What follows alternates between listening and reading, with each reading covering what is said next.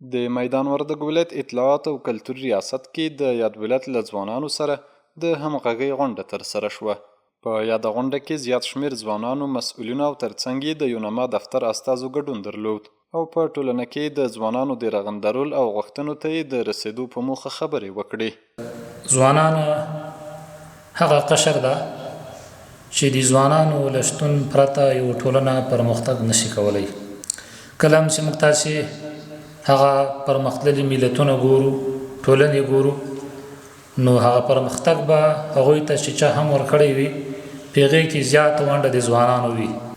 که موږ تاسې فکر وکړو هر وخت کې د مظلوم دفاع چې کړې ده، د ظالمانو مخه چې نیولې ده، هغه هم د ځوانانو نیولې ده.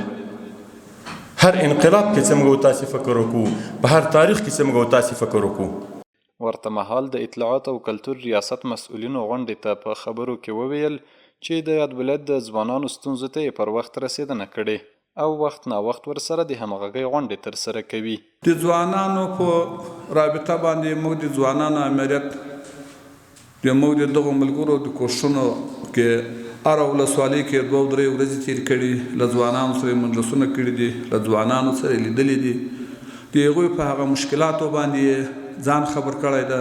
ځوانان په ټولنه کې د اقتصادي، سیاسي او ټولنیزو بدلونونو اصلي عاملین دي. نو یو وخت دلته د هیواد فضا داسې وه چې نه ځوان رواني او فزیکي امنیت درلود، نه سپینګیري درلود، نه ماشوم درلود او حتی نه سیاسري درلود. اوس الحمدلله اسلامي امارت په هیواد باندې واکمن شوی دی. ځوانانو ته په بیلابیلو برخو کې مختلف کارونه سوي دي، ځوانان راپورته سوي دي، خصوصا په دې ولایت کې په دولتي سکتور کې د 10,000 په شاوخوا کې ځوانان کار کوي.